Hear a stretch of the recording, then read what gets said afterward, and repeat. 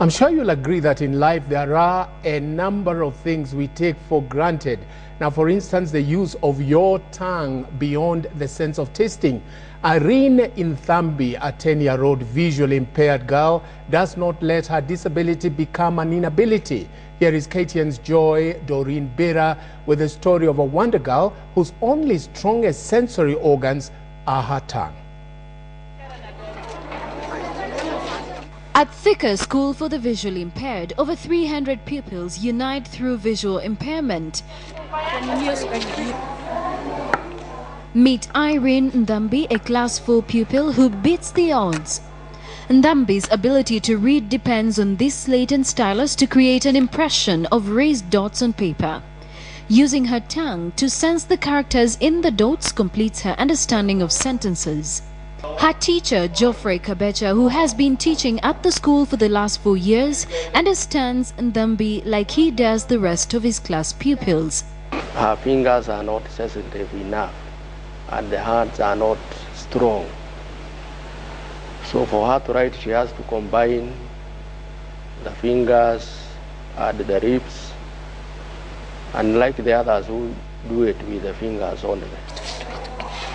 Now 10 years old, Nthambi was brought to Thika School for the Visually Impaired by her mother for admission 5 years ago. To the shock of the assessment team, the little girl's sensory organs did not function. All efforts were put together to ensure she's assisted. Some hot food was brought, then she tasted, she responded.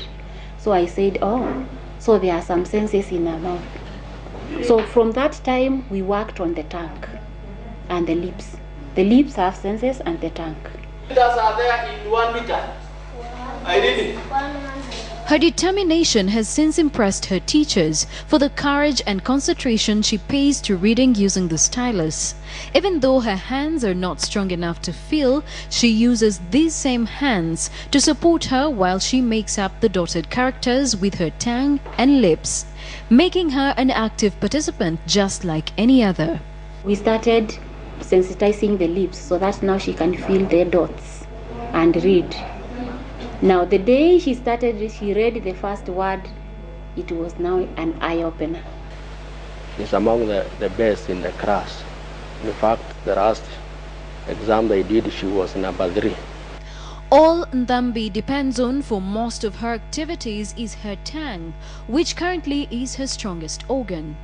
My favorite subject is English. Apart from the slate, maybe the only thing she can use again is the computer. But for the braille machine, she cannot use. Because the braille machine has keys. Those keys need to be pressed with some energy. They need some kind of effort to press. In the Education Ministry, a Learners with Disability draft law could see people living with disability accorded a more comfortable learning environment. She's the only one I have ever come across or I've heard of. If there are others, I don't know. You can't see, you can hear, but you can't touch. You can't feel by touch. Therefore, you can't use braille. You can't use the standard methods of education. And indeed, disability is not inability. At 10 years old, Irene Nthambi does what the able-bodied cannot do, a clear indication she has beaten the odds. Joy Doreen Bera, KTN.